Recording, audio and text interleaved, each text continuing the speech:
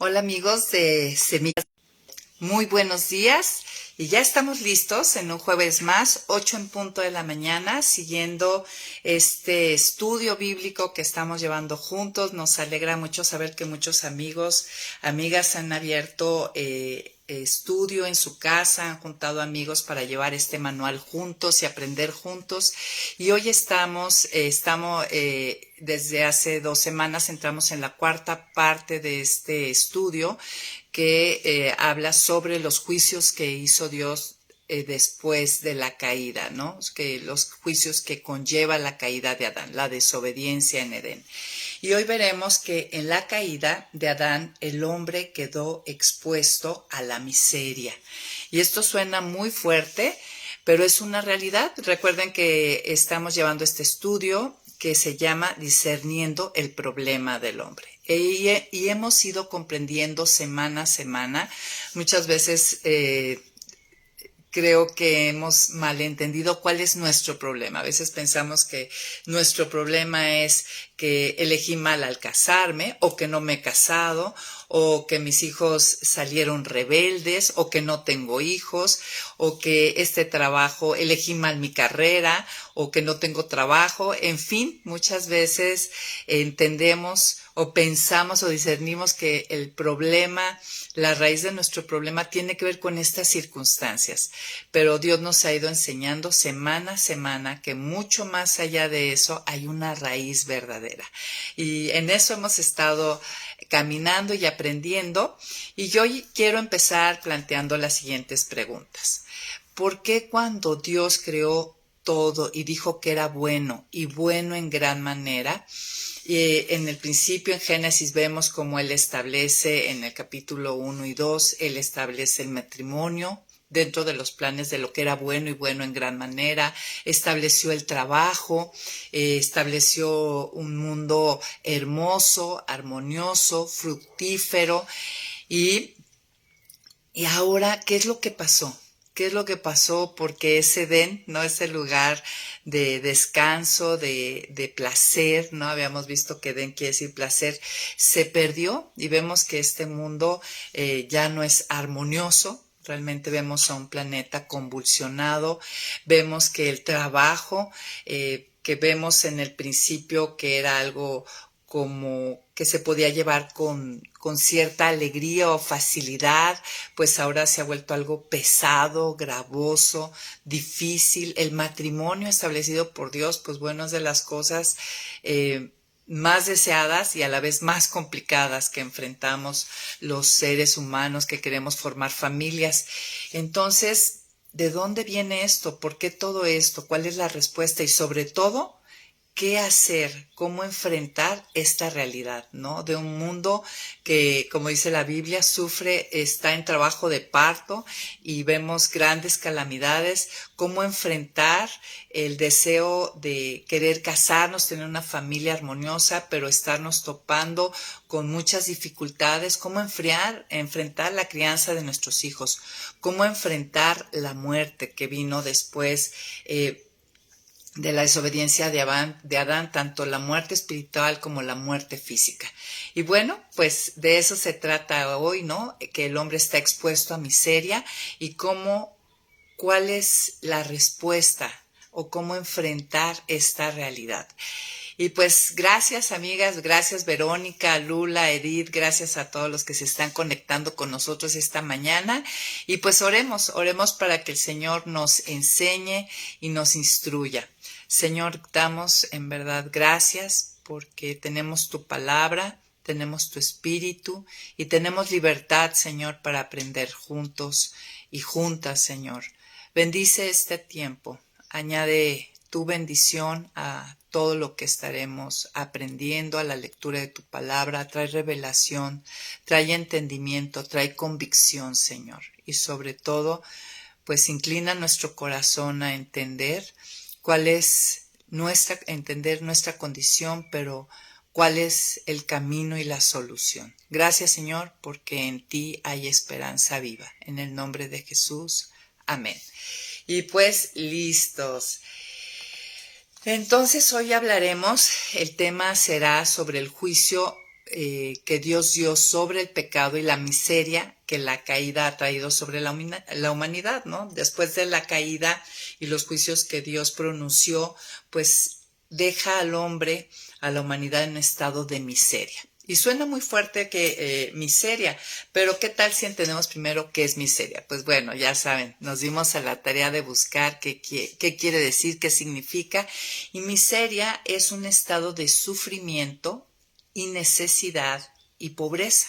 Entonces empecemos por ahí. La miseria es un estado de sufrimiento, necesidad y pobreza, tanto material como espiritual. Muchas veces pensamos en miseria únicamente en el ámbito material, pero no, la miseria se refiere tanto a la pobreza, sufrimiento y necesidad material como espiritual. Es una profunda necesidad espiritual, una falta de conexión con Dios y un reconocimiento. Fíjate, esta es una parte muy importante. La miseria te lleva a un reconocimiento de la propia incapacidad para mejorar la situación. Las personas que se reconocen en miseria se dan cuenta que están rebasados, que hay una incapacidad en ellos mismos para mejorar su situación, ya sea material o espiritual. Y definitivamente, ¿cómo no estar el hombre expuesto a miseria? Primeramente, si el pecado lo ha separado de Dios y si no ha ido a Cristo para vivir esa reconciliación, ese es su estado, esa es su realidad, un estado de profunda pobreza espiritual. Claro, estar desconectado de la fuente que es la vida, de la fuente que es todo lo bueno, de la fuente que es bondad, que es gracia, que es misericordia, que es fidelidad, realmente es estar en un estado de pobreza, ¿no? Estar desconectado de la fuente de toda riqueza en todos los sentidos. Entonces, estar lejos de todas las bendiciones celestiales que Dios tiene para sus hijos, pues es un estado de miseria. Ahora, en el contexto bíblico, el término miserable que se aplicaría al que está en estado de miseria se refiere a la necesidad humana de salvación y redención, ¿no? Y yo creo que el ser humano, aunque no se ve a sí mismo como miserable, pocas veces sí hay personas que llegan a un punto de tal tristeza, tal necesidad, que logran decir miserable de mí, ¿no? Como Pablo lo llegó a decir en un momento dado. Y se dan cuenta en ese estado que necesitan salvación. De hecho, yo creo que por eso, a través de todos los tiempos y todas las culturas, el hombre siempre anda en busca de un héroe, ¿no? Y ha levantado cantidad de héroes. Y nosotros, si vemos muchos de las películas de Marvel que ven nuestros hijos, o tú si eres joven y lo ves, pues apuntan a esos héroes que vienen al rescate de la humanidad, a salvarlos de esa imposibilidad de ellos poder hacer algo para mejorar sus situaciones. Y pues vemos cantidad de héroes, ¿no? Que han aparecido a través de toda la historia, ¿no? Que el hombre levanta. Pero la realidad es que sí tenemos un Salvador, sí hay un verdadero héroe, un verdadero Salvador, y la Biblia apunta a él todo el tiempo, de Génesis a Apocalipsis, y es Cristo.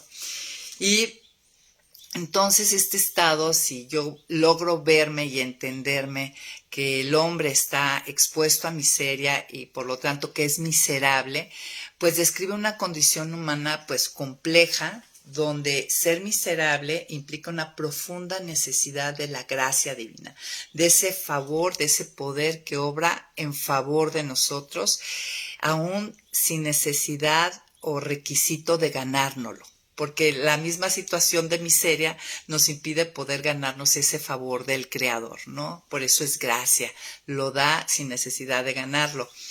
Ahora, entender que el hombre está expuesto a la miseria es una invitación a reconocer nuestra verdadera condición. Esta lección que estamos viendo esta semana es muy importante, ¿no? Nos tiene que dar esa humildad, el reconocer nuestra verdadera condición, abrazar nuestra capacidad. El año pasado que llevamos cambios profundos, hablamos en una de las semanas que era importante, vital, abrazar nuestra incapacidad y para poder buscar la ayuda divina.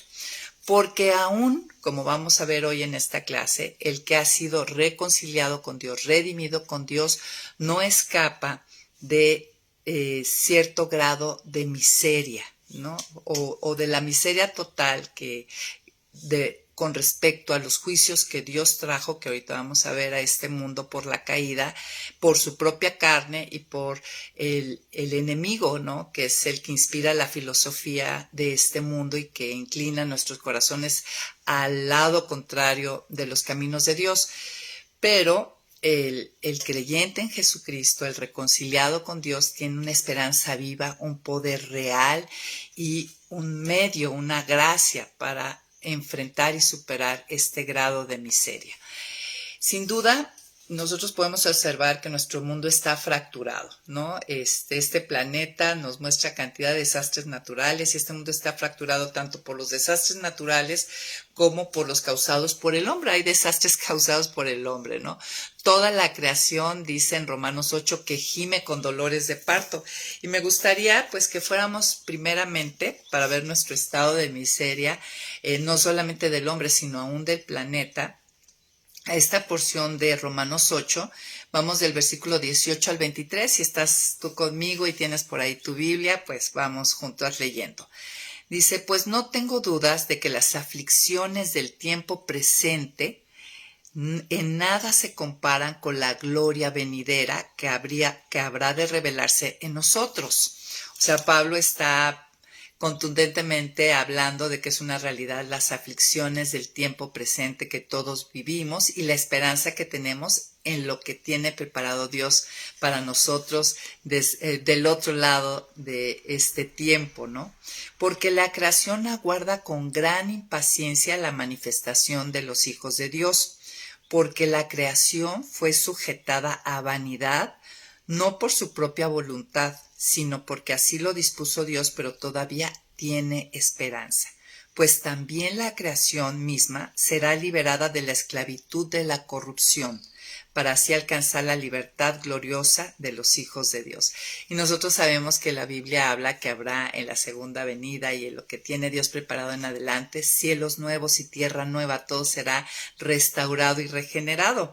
Pero por lo pronto está en la esclavitud de corrupción, siguiendo versículo 22, porque sabemos que toda la creación hasta ahora gime a una, sufre como si tuviera dolores de parto. Y no solo ella, sino también nosotros que tenemos las primicias del Espíritu, o sea que aún siendo nosotros nuevas criaturas regenerados, redimidos, reconciliados con Dios, nacidos de nuevo, también nosotros en este mundo caído, también sufrimos, dice, gemimos dentro de nosotros mismos mientras esperamos es la redención de nuestro cuerpo, ¿no? Mientras que esperamos esa segunda venida y donde todo se ha hecho nuevo y Dios mismo sea el Rey absoluto y se ha derribado y quitado el pecado por completo de nuestra vida. Porque con esa esperanza fuimos salvados. Entonces entendemos y la escritura nos muestra que es una realidad la aflicción y incluso la palabra que utiliza dice que gemimos, ¿no? Es como cuando es un sufrimiento tan profundo que aún no hay ni siquiera energía como para gritar, ¿no? Es un gemido profundo tanto de nuestra tierra como de la humanidad. Entonces este pasaje simboliza el sufrimiento y la espera de la creación y del hombre por la redención, o sea, porque venga Cristo por segunda vez y todas las cosas sean hechas nuevas. Esta analogía refleja la unidad del sufrimiento que abarca, como les decía, no solamente a la humanidad, sino también a la creación misma. Entonces, es una realidad, nosotros lo vivimos, la escritura lo afirma, estamos expuestos a miseria, a esta situación de pobreza, de necesidad, de tristeza, sin tener los medios propios, la capacidad, digamos, para mejorar nuestra situación. Esto es una realidad. Aunque en el principio no fue así, si nosotros vamos a Génesis, en el capítulo 1, vemos que Dios la creación no arrancó en este estado, ¿no? Vamos a leer algunos versículos ahí del capítulo 1, por ejemplo, en el 26 dice, entonces Dios dijo, hagamos al hombre a nuestra imagen y semejanza. Fíjense, fue hecho el hombre, de todo lo creado solamente el hombre fue, Dios planeó, la Trinidad planeó que fuera imagen y semejanza de Dios. Ya con eso no hay miseria, ¿no? No había un estado de miseria, de pobreza, sino al contrario. Dice que dominen toda la tierra sobre los peces del mar, sobre las aves de los cielos y las bestias y sobre todo animal que repta sobre la tierra. Dios creó al hombre a su imagen, lo creó a imagen de Dios. Hombre y mujer los creó. Y los bendijo Dios con estas palabras, ¿no? Hubo una bendición inicial de Dios. Reprodúzcanse, multiplíquense, llenen y llenen la tierra. Domínenla o sojúzguenla. Sean los señores de los peces, del mar, de las aves, de los cielos y de todos los seres que reptan sobre la tierra, ¿no? O sea, les da una encomienda, les da un mundo y una encomienda y una autoridad. Dice, y dijo Dios, miren, les he dado toda planta que da semilla y que está sobre toda la tierra y todo árbol que da fruto y semilla. Ellos les servirán de alimento. Les da una tierra fructífera que les estará proveyendo para sus necesidades. Y vaya que nosotros encontramos aún en este planeta, aún después de la caída, gran riqueza en él, para toda bestia de la tierra y para todas las aves de los cielos y para todo lo que repta sobre la tierra y que tiene vida, toda planta verde les servirá de alimento, y así fue. No, Dios proveyó todo lo que necesitaba el hombre en medio de un mundo totalmente hermoso y armonioso. Y vio Dios todo lo que había hecho y todo ello era bueno y bueno en gran manera, ¿no? Así es como comenzó todo. Vemos cómo después él le da al hombre, ya habíamos visto en clases pasadas, esta tarea de trabajo. Por ejemplo, en el capítulo 2, versículo 15, 10 y 15 nos habla de que Dios el Señor tomó al hombre y lo puso en el huerto de Edén para que lo cultivara y lo cuidara. Le da esa tarea, ¿no? Del trabajo. El trabajo es bueno, ¿no? Aunque ahora lo vemos como algo cansado y gravoso, Dios fue el que establece el trabajo. Dios establece también la familia, y en Génesis 2 dice, por eso el hombre dejará a su padre y a su madre y se unirá a su mujer y serán un solo ser. Y aunque Adán y su mujer andaban desnudos, no se avergonzaban, pues establece lo que es el matrimonio y los principios del matrimonio. Entonces, en un principio, pues todo estuvo bien, pero nosotros ya hemos estudiado en las otras lecciones que después de la caída, después de la desobediencia, pues todo esto no se perdió completamente, pero sí perdimos mucho de ello, y que sabemos que en un futuro a todos los hijos de Dios se nos será restaurado el plan inicial de Dios. Pero pues después de la caída vimos la muerte espiritual, y con esto la separación de Dios, que fue la clase pasada, y con eso pues ya de entrada entramos en un estado de miseria, ¿no? De total pobreza espiritual, de gran necesidad. Y también vimos y vamos a ver ahora los juicios que cayeron por la desobediencia, que es también parte de la miseria que sufrimos todos y enfrentamos todos. Entonces, para contestar la pregunta que estamos planteando hoy, ¿por qué es la vida tan difícil o por qué el hombre está expuesto a miseria? Pues bueno, la cultura occidental contemporánea ha tratado de responder y explicar esta inquietud de muchas maneras, pero realmente no ha habido ninguna satisfactoria, ¿no? Que sacie esta necesidad de entender por qué las cosas están como están. A pesar de todo el conocimiento, la tecnología y los avances, no se ha encontrado una respuesta satisfactoria. Y lo que hace la humanidad es entretenerse, ¿no? El entretenimiento ha distraído nuestra incomodidad. Pero la Biblia va a la raíz del problema. La Biblia habla de esto y explica por qué está el hombre expuesto a miseria. Simplemente lo que hemos estado diciendo ahorita, la separación del hombre de Dios por el pecado y las consecuencias de esta caída que trajeron juicios. Dios tuvo que pronunciar juicios a la humanidad por esta desobediencia, porque hemos hablado y explicado que Dios a la vez es juez, gobernador, autoridad, y en la justicia debe de haber retribución, tanto por lo hecho bien como por lo hecho mal. Entonces, esto explica la condición difícil del hombre y de la creación. Ahora, si observamos ahí en Génesis 3, en el versículo 14 y 17, nos muestra que solamente la serpiente, o sea, Satanás y la tierra fueron maldecidas. Ahí en el 14 dice: Dios el Señor dijo entonces a la serpiente: por esto que has hecho, maldita seas entre todas las bestias y entre todos los animales del campo. Y en el versículo 17 nos muestra que al hombre le dijo: puesto que accediste a lo que dijo tu mujer y comiste del árbol que te ordené que no comieras, maldita será la tierra por tu causa. Con dolor comerás de ellas todos los días de tu vida. O sea, esta tierra que yo en un principio hice total y absolutamente sin impedimento de ser fructífera, ahora no dejará de hacerlo, pero sí hay un juicio donde ya no será tan fácil, ¿no? Labrarla y obtener todo lo que necesitamos de ella para vivir. Entonces las maldiciones, vemos, en sí Dios las pronuncia contra la serpiente y la tierra, y Adán y Eva lo que reciben es, por su desobediencia, un juicio, ¿no?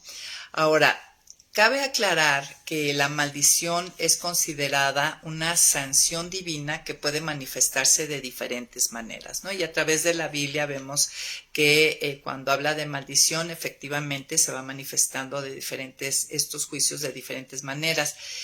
Y entender que la maldición no es un castigo arbitrario, ¿no? Nada más porque el creador andaba de mal humor, sino fue una consecuencia lógica ante la elección humana de apartarse del camino de Dios y querer tomar su lugar, que eso fue lo que pasó realmente, al ser Eva engañada y decidir desobedecer los estatutos que puso Dios y comer del árbol del bien y el mal, pues aprendimos que eso pues lo que significa es que quiso tomar el lugar de Dios y decir ella misma qué es bueno y qué es malo.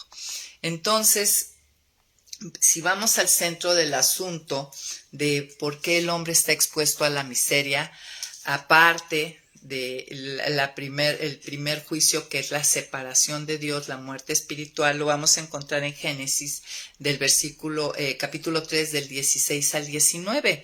No, aquí nos revela que después de la caída la relación entre el hombre y la mujer quedaría dañada, así como la relación del hombre con el planeta, con la tierra. Y pues, ¿qué les parece si leemos? Y ahorita vamos desmenuzando este pasaje. Dice: a la mujer dijo: aumentaré en gran manera los dolores cuando des a luz a tus hijos. Tu deseo te llevará a tu marido y él te dominará. Otras traducciones dice: él se enseñoreará de ti. Al hombre dijo: puesto que accediste a lo que dijo tu mujer y comiste del árbol del que te ordené que no comieras, maldita será la tierra por tu causa. Con dolor comerás de ella todos los días de tu vida. Te producirá espinos y cardos y comerás hierbas del campo. Comerás el pan con el sudor de tu frente hasta que vuelvas a la tierra, pues de ella fuiste tomado, porque polvo eres y al polvo volverás. Aquí vemos el juicio que viene sobre el hombre, sobre la mujer, la maldición sobre la tierra y pues esta sentencia de muerte. Una primera parte vimos la muerte espiritual y aquí la sentencia de muerte física. Serían acortados los días del hombre. Entonces, entrando ya directo en cuanto a lo que Dios dijo a la mujer, el juicio que dictó contra ella por la desobediencia, es que serían afectadas sus relaciones con su esposo, sus relaciones familiares, ¿no? Y primeramente con su esposo. Cuando dice que tu deseo será para tu marido, puede denotar lo siguiente, ¿no? Los teólogos hablan de que podemos entender esto en tres sentidos, ¿no? La relación de la mujer con su esposo estaría marcada por el deseo y la falta de contentamiento, uno. Dos, otra cosa que plantean los teólogos en cuanto a que tu deseo será para tu marido, denota que la mujer ahora tendría un deseo desordenado o un ansia por el hombre. Y un tercer punto que se entiende de este juicio de Dios es que la mujer desearía dominar a su esposo, de tener control sobre él, de tomar el liderazgo y que él abusaría de su autoridad sobre ella, ¿no? Por eso dice, él te dominará o él se enseñoreará de ti. Es decir, la relación matrimonial ahora sería verdaderamente tensa y difícil, ¿no? Y nosotros, algunos dicen que es una cosa, les di 3 puntos, algunos piensan que una cosa o es otra, pero si observamos, yo al estar preparando el tema, observaba que la verdad es que las 3 cosas son reales, ¿no? La relación de la mujer con su esposo, que está marcada por el deseo y la falta de contentamiento, pues es real, ¿no? Siempre deseamos algo más. Difícilmente, aunque el Señor nos bendiga con un buen esposo, nadie es perfecto, siempre estamos pensando que algo falta, nunca estamos contentas, no experimentamos el contentamiento. De hecho, es raro que los hombres expresen esta falta de contentamiento, pero las mujeres continuamente, ¿no? Difícilmente estamos contentas, deseamos siempre algo más. Por otro lado, que la mujer tenga un deseo desordenado, una ansia por el hombre, pues yo pensaba y observaba y veíamos a los discipulados que pues sí es cierto, ¿no? Nosotras vemos a todas las chicas solteras, en lo general muy deseosas de casarse, incluso llegando a veces a estar algo desesperadas o frustradas, al sentirse incompletas, y a los hombres los vemos muy tranquilos. Realmente es raro ver a un hombre con esta ansia de casarse. Por supuesto que lo debe hacer porque finalmente Dios estableció el matrimonio y hay un deseo general, ¿no? Que se ve y que se ha visto a través de todos los tiempos y las civilizaciones por desear casarse y formar una familia. Pero sí vemos por lo general mucho más a la mujer con este deseo que a veces llega a ser un ídolo, ¿no? Es un deseo desordenado que se vuelve como una pasión, ¿no? Como decir, dame esto o me muero, ¿no? Mi vida no tiene sentido. Y observamos eso y también observamos que la mujer desea dominar, desea controlar, tener el control sobre el esposo, desea tomar ese liderazgo y obviamente aquí hay un intercambio de roles que trae mucha complejidad a la relación. Y por supuesto que vemos que el esposo domina a la mujer, este enseñoramiento, este liderazgo no piadoso, abusivo, por supuesto que está más que claro que es una realidad que hemos enfrentado las mujeres, no solamente ahorita, sino a lo largo de toda la historia y a través de todas las civilizaciones, ¿no? Ahora, cabe mencionar y es importante subrayar que el liderazgo masculino dentro de la relación matrimonial no es parte del juicio, ¿no? Esta idea no está implicada aquí, por el contrario, el papel de Adán como líder y protector estaba previsto aún antes de la caída, antes de que el pecado entrara. El Nuevo Testamento ratifica este diseño que hace Dios para el matrimonio, ahí en Efesios 5, más adelante vamos a ir a este pasaje donde hace un paralelo de Cristo con su iglesia y el esposo con su mujer, donde debe dar un amor sacrificial, donde él debe dirigir, pero a la vez es el que debe cuidar y proveer a la mujer y debe tener un cuidado amoroso de ella, ¿no? Entonces vemos que este juicio hace que quede en conflicto los roles establecidos por Dios para la relación matrimonial y queda en conflicto y como en zona de guerra el matrimonio, ¿no? En cuanto a la otra parte del juicio que dice que dará a luz con dolor, este versículo no solamente describe, ¿no?, el dolor físico del parto o del embarazo, ¿no?, que a veces trae ciertas incomodidades, sino también el sufrimiento y las dificultades asociadas con la maternidad.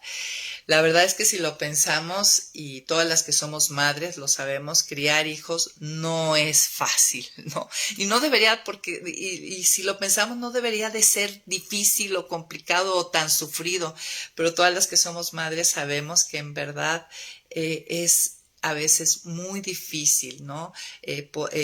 guiar a un hijo, criar a un hijo, que el hijo se deje enseñar, o sea, siempre estamos echándonos un pulso con los hijos, hay una guerra de poder de una manera o de otra, no es fácil que aprendan, en fin, la crianza no es fácil.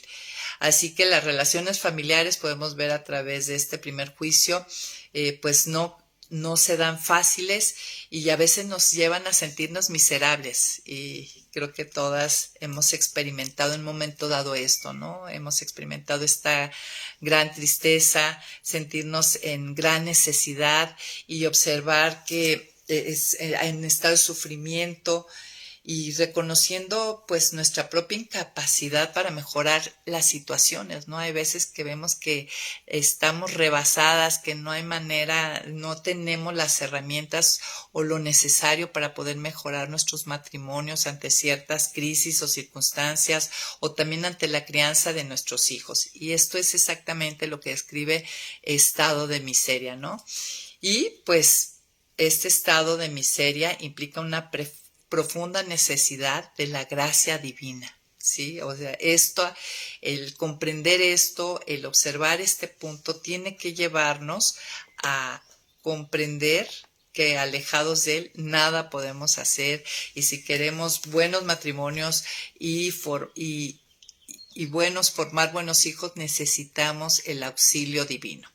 Ahora entrando en cuanto a lo que Dios le dijo a Adán después de la desobediencia, el juicio que vino sobre él, pues vamos viendo que el versículo 17 dice que puesto que accediste a lo que te dijo tu mujer y comiste del árbol del que te ordené que no comieras, maldita será la tierra por tu causa y la maldición sobre la tierra daría que con dolor comerás de ella todos los días de tu vida, ¿no? Dios al maldecir la tierra se vuelve difícil, esta tierra que en un principio era fructífera y fértil va a ser difícil de cultivar y el trabajo se convierte en una carga dolorosa y eso nosotros lo sabemos, ¿no? Sabemos de estos fenómenos meteorológicos, que el niño, que la niña, que hay sequías o demasiada lluvia o no hay agua, en fin, ¿no? Esto es parte de la maldición que puso Dios sobre la tierra que afectaría directo al hombre. En el versículo 18 y 19, cuando leemos, te producirá espinos y cardos y comerás hierbas del campo, comerás el pan con el sudor de tu frente hasta que vuelvas a la tierra, pues nos está hablando que se introduce el concepto de trabajo duro, ¿no? Difícil, o sea, va a ser difícil y menos productivo, ¿no? Producirá espinos y cardos, nos está diciendo, no va a ser tan productiva como lo fue en un principio. En pocas palabras, para el hombre la vida no va a ser fácil llevar el pan a la casa, ¿no? Ni va a ser placentero, sino que va a requerir de un esfuerzo constante y doloroso para obtener su alimento. De hecho, si nosotros vamos a Eclesiastés, miren lo que escribe Salomón acerca del trabajo en el versículo 22 y 23, dice, ¿qué saca uno de tanto trabajar y fatigarse y afanarse bajo el sol? Dice, todo el tiempo es de dolores, trabajos y molestias. Ni siquiera de noche encuentra uno reposo y esto también es vanidad. Y es verdad. Regresando al versículo 19, cuando lo leemos, dice, comerás el pan con el sudor de tu frente hasta que vuelvas a la tierra, pues de ella fuiste tomado, porque polvo eres y al polvo volverás. Está hablando de esta muerte física, ¿no? Dice que la muerte física se va a convertir, va a ser parte de la experiencia humana. Y de verdad que cuando perdemos a nuestros seres queridos, cuando la muerte toca la puerta a nuestra vida a través de enfermedades, sí sentimos un estado de miseria muy grande, ¿no? Vemos nuestra incapacidad total, está fuera de nuestras manos poder resolverlo. Experimentamos ese sufrimiento, esa necesidad profunda de consuelo, de esperanza. Entonces, a través de lo que estamos viendo, pues vemos que sí es cierto, ¿no? El hombre está expuesto a miseria, está bajo un estado de sufrimiento y necesidad, donde ser miserable implica una profunda necesidad de la gracia divina. Ese es el punto importante para este día llevarnos, ¿no? Ver que este estado de miseria nos debe de decir que necesitamos a Dios, que alejados de Él nada podemos hacer. Miren, ya por último, antes de entrar a las conclusiones, me gustaría que fuéramos a Job y el versículo 1 y 2. Dice, nuestra vida en este mundo es de duro trabajo. Nuestros días son como los de un jornalero.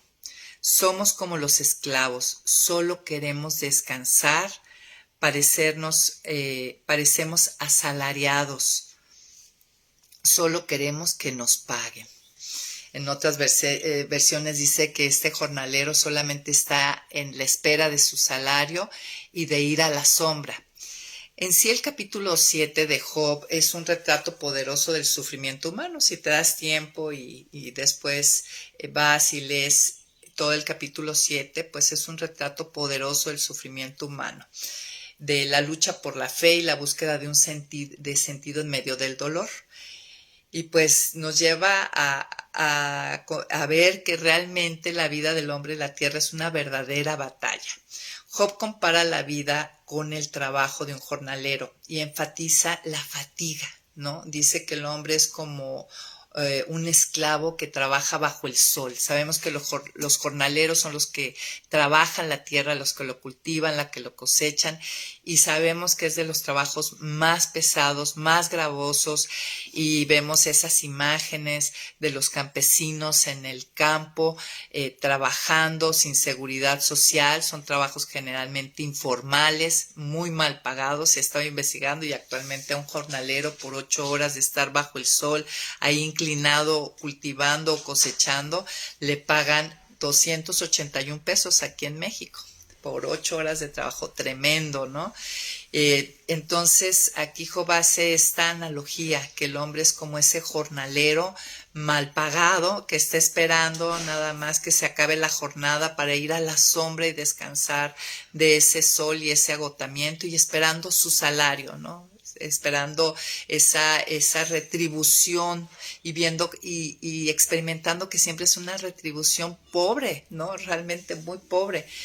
Parece como un esclavo, ¿no? Con trabajos forzados bajo el sol. Y pues sí, la verdad es que nosotros podemos ver y experimentar que siempre estamos en nuestra vida, tanto matrimonial como en nuestra paternidad, como en nuestros trabajos seculares, siempre vemos que nuestra paga por nuestro trabajo y en nuestro esfuerzo, pues el reconocimiento o el aprecio, pues realmente es un salario, es una paga muy pobre, ¿no? Realmente, y siempre deseosos de que alguien nos reconozca el esfuerzo, y pues rara vez llega, honestamente rara vez llega el reconocimiento, llega esa paga, o esa paga es muy pobre, ¿no? Y siempre anhelantes de como un descanso, ¿no? De las cosas de esta vida, de ir a la sombra. Y pues la pregunta sería, ¿cómo esta realidad de cómo el hombre está expuesto a la miseria me guía de vuelta a Dios? La verdad es que, por ejemplo, en cuanto al trabajo, ¿no? Esta idea de trabajo duro y cargado, solamente en Dios se encuentra sentido y propósito al trabajo, ¿no? Si yo nada más trabajo por el salario, pues miserable de mí, porque nunca será suficiente. Y ya hemos visto que la gente gane 1 peso o 1 millón de pesos, siempre querrá más, nunca estará satisfecha. Trabajar por el salario dentro de nuestros trabajos seculares nunca quita la sed, nunca da saciedad, nunca es suficiente. Realmente solamente en Dios podemos, desde la cosmovisión que nos da Dios, es que el trabajo es para servir a otros. Y cuando tu trabajo entiendes que estás sirviendo a otros dentro de todo un sistema, ¿no? De la humanidad, eso da satisfacción, ¿no? Cuando tú hiciste algo y viste que serviste a los demás y que las cosas le hiciste como para Dios y no para los hombres, eso trae satisfacción. Cuando entiendes que tu paga, que tu recompensa, en que ante los ojos del Señor te van a decir, buen siervo y fiel, sobre lo poco fuiste fiel, sobre mucho te pondré, es que tendrás saciedad, ¿no? Solamente en Dios, pues Él renueva nuestras fuerzas, ¿no? Él renueva nuestras fuerzas para seguir esta rutina fuerte que dura toda una vida, ¿no? Y entender, y la esperanza de que tengo un futuro glorioso. Y bueno, con esto cerramos, pero antes de cerrar, yo quisiera preguntarte, ante esta realidad de que el hombre está expuesto a la miseria, a que la vida es dura, ¿con qué te quedas hoy? Ante esta realidad que la vida es difícil, ¿qué concluyes? ¿Qué vas a hacer? Pues una de las cosas que yo pensaba que quisiera compartir contigo es que pues realmente separada de Dios y no dependiendo de Él es imposible sortear bien las relaciones familiares, ¿no? Tanto el matrimonio como la crianza de hijos, solamente en Él encontramos la guía. Aquí tenemos las instrucciones, Efesios, Colosenses, nos hablan perfectamente, nos da qué es, cómo debe funcionar un matrimonio, cómo debe ser la crianza de nuestros hijos. Solamente en Él encontramos guía y el poder para vencer, ¿no? Esta carne. En cuanto al matrimonio, el poder para vencer ese deseo de querer controlar, de estar siempre insatisfechas, de necesitar, de desear al hombre de una manera casi codependiente, ¿no? Ser libres de esto. De hecho, si vamos a Efesios en el capítulo 5, ahí nos da el parámetro, la manera en que debe de ser el matrimonio. Dice, voy a leer algunos versículos. Dice, esposos, amen a sus esposas así como Cristo amó a la iglesia y se entregó a sí mismo por ella, ¿no? Esposos, no se enseñoreen, no las dominen impíamente, ¿no? Sino ámenlas. Dice que se entregó, entréguense por ellas para santificarlas. Él la purificó en el lavamiento del agua y la palabra, a fin de presentársela a sí mismo como una iglesia gloriosa, santa, intachable, sin mancha, ni arruga, ni nada semejante. Y dice, así también los esposos, está haciendo el paralelo de cómo Cristo ama y cuida a su iglesia y cómo el esposo debe de, en vez de dominarla, debe de liderar y ser la autoridad y amar a su esposa. Así también los esposos deben amar a sus esposas como a su propio cuerpo. El que ama a su esposa se ama a sí mismo. Nadie ha odiado jamás a su propio cuerpo, sino que lo sustenta y lo cuida como lo hace Cristo con la iglesia, ¿no? Y vemos que al final del pasaje dice, y ustedes, vuelve a ratificar, esposos amen a sus esposas, y a nosotras nos dice, ustedes respeten a sus maridos, ¿no? Entonces, solo en Él podríamos enfrentar y construir correctamente un matrimonio que sea sano, saludable, no perfecto, eso no existe en este lado de la gloria, pero sí podemos trabajar en la gracia del Señor, esforzarnos en su gracia, en su poder y con su guía para tener un matrimonio saludables. También solo viéndome como ante esta realidad de la miseria a la que estamos expuestas por los juicios, por la caída, aún siendo ya reconciliadas con Dios, pues necesito verme como un pámpano necesitado de la vid para criar a mis hijos al estilo divino, ¿no? Para poder imitar a este Padre Celestial que está lleno de gran paciencia, de misericordia, de gracia, de sabiduría, para yo poder imitar esa paternidad celestial, pues solamente en el poder de Dios, en su gracia. Solamente abrazando mi incapacidad podré sortear los desafíos de la vida, ¿no? Y de este planeta que sufre dolores de parto y me presenta tantos desafíos, ¿no? Solo acudiendo al trono de la gracia puedo encontrar auxilio y oportuna ayuda para enfrentar pues todas estas cosas. Miren, si realmente entendemos esta condición de miseria a la que estamos expuestos, entenderé que debo de correr a la cruz, que no debo estar separada si es que yo no he vivido la reconciliación Yo debo de correr a esa cruz, entender que solamente Jesús es el camino, la verdad y la vida que me lleva a tener una relación restaurada y con el cual yo puedo estar vinculado con la fuente de toda riqueza, de todo poder, de toda sabiduría, de todo bien, que quita mi miseria, ¿sí? Solamente permaneciendo en Él puedo enfrentar, por ejemplo, la muerte con esperanza. La muerte es parte ineludible de lo que todos vamos a enfrentar nosotros mismos y en los que nos rodean. Solamente en Cristo y en el entendimiento de su plan redentor, de que hay vida eterna, pues seré consolada, seré animada, sustentada cuando yo tenga que enfrentar mi propia muerte o de los que están cerca de mí.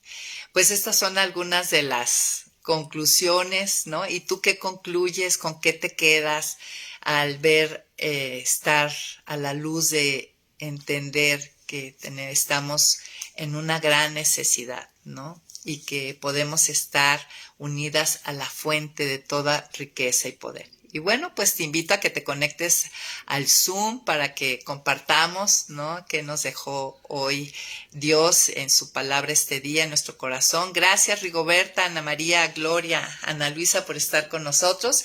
Ahorita nos vemos en el Zoom. ¿Listas para la próxima semana? Jueves 8 en punto de la mañana. Bye, bye.